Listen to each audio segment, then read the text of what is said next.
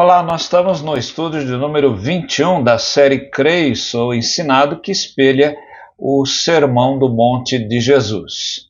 Nós vimos no estudo anterior que nós podemos estar buscando a vida no lugar errado, somente na direção horizontal e não na direção vertical.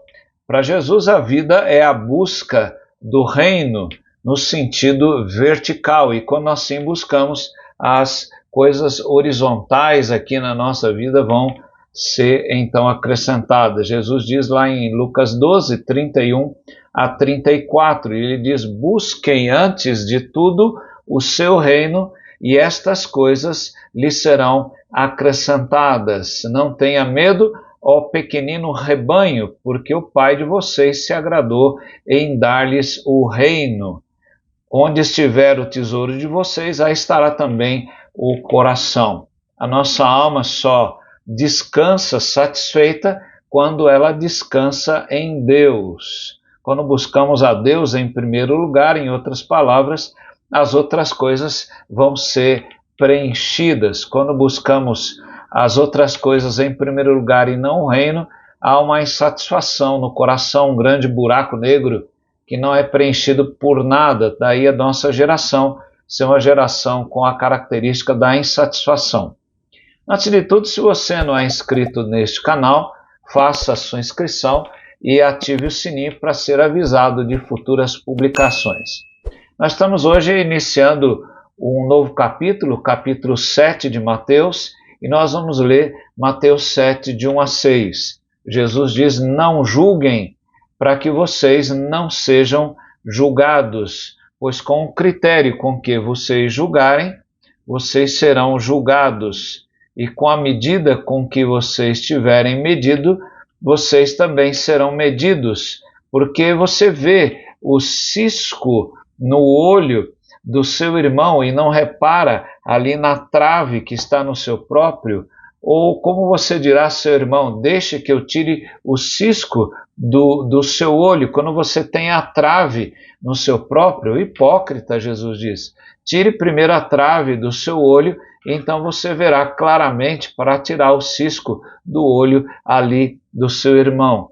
E Jesus então conclui colocando como com a moral da história, né? Não deis aos cães o que é santo, nem joguem as suas pérolas diante dos porcos, para que estes não as pisem com os pés e aqueles, voltando-se, não estraçalhem vocês. Quais as lições que a gente pode tirar sobre esse texto, que vai falar sobre o julgamento temerário ou o julgamento afoito, quando as pessoas afoitamente vão emitindo um juízo de valor? Primeiro, a ordem expressa de Jesus, que está aqui no imperativo, e para Jesus o cristão não pode ser um juiz, e mostra que a comunidade dos discípulos não é a comunidade perfeita. Aqui Jesus não está fazendo um pedido ou está dando uma opinião, não é? Então eu gostaria que vocês julgassem, eu gostaria que vocês não julgassem. Jesus não fala isso, não é?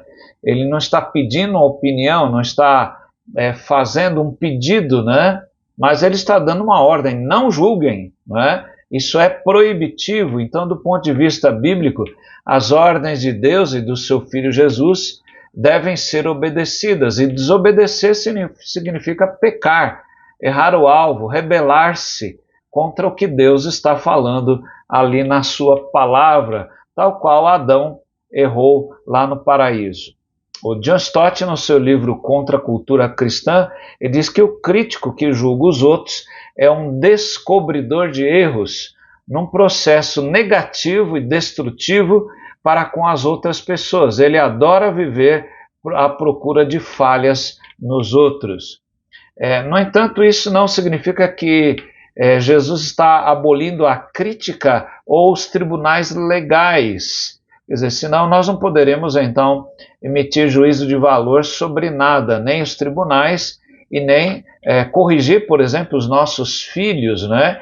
Ou os pastores e os conselhos das igrejas usarem a disciplina bíblica, né?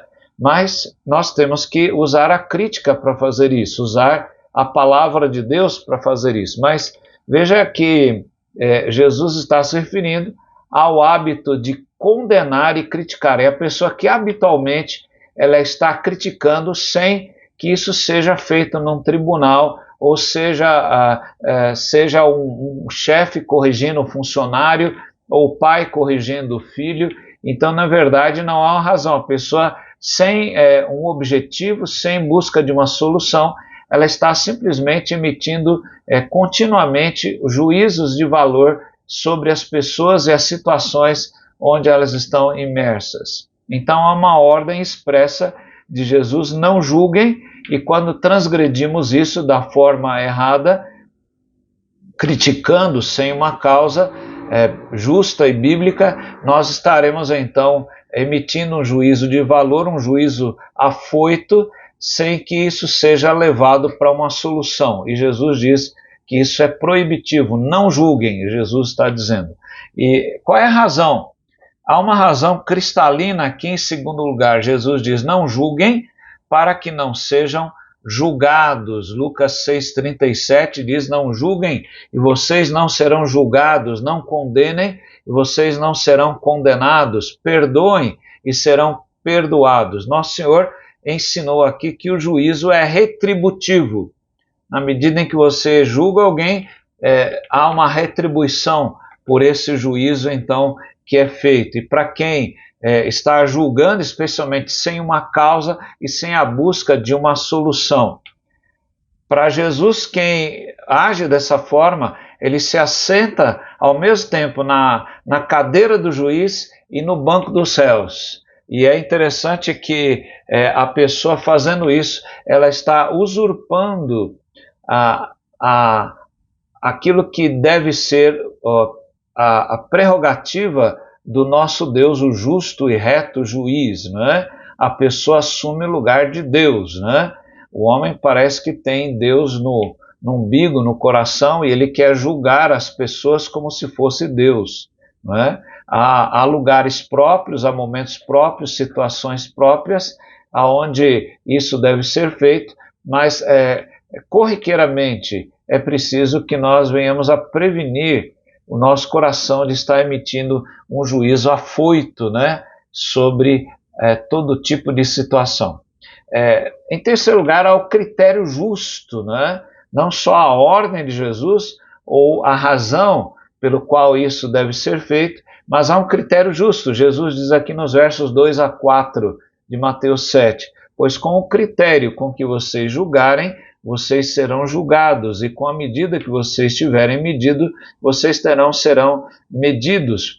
Porque você vê o cisco no olho do seu irmão e não repara na trave que está no seu próprio? Ou como você dirá ao seu irmão: deixe que eu tire o cisco do seu olho, quando você tem a trave no seu próprio?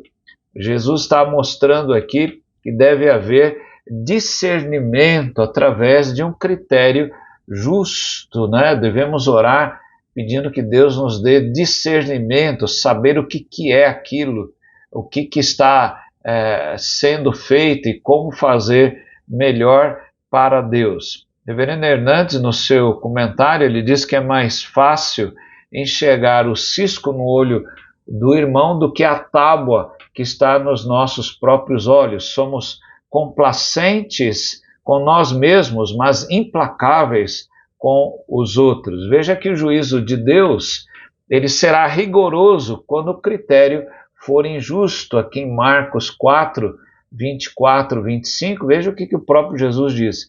Então lhes disse: prestem bem atenção no que vocês ouvem. Com a medida com que tiverem medido, vocês serão medidos, e ainda mais lhes será acrescentado, pois ao que tem, mais lhe será dado, e ao que não tem, até o que tem lhe será tirado. Então o juízo de Deus será rigoroso com as pessoas que estão usando critérios injustos. Então use um critério justo, né?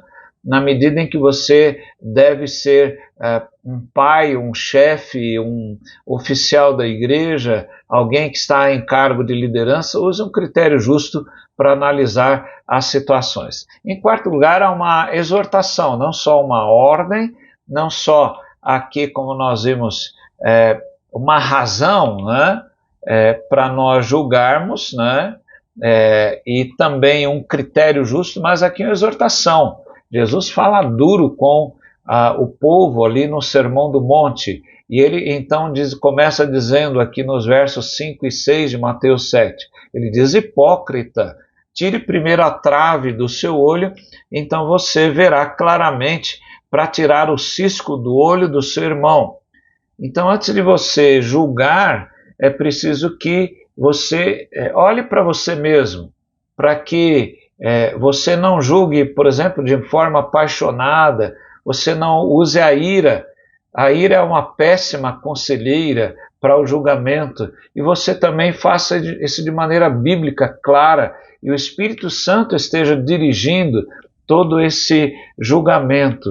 E Jesus diz: não deis aos cães o que é santo, nem joguem as suas pérolas aos porcos, para que esses não as pisem com os pés e aqueles, voltando-se, se não estraçalhem vocês. Jesus chama de hipócrita aquele que não vê o grande pecado que a pessoa tem, mas enxerga o pequeno pecado que está nos outros. Jesus diz que nós devemos discernir ovelhas dos cães, devemos discernir os porcos dos lobos, e mostra que nós não podemos ser insensatos, dando aos cães o que é santo e nem lançando pérolas aos porcos. Veja que o apóstolo João nos ensina sobre discernimento, discernir os espíritos. 1 João 4,1, o apóstolo diz: amados, não deem crédito a qualquer espírito, mas provem os espíritos para ver se procedem de Deus,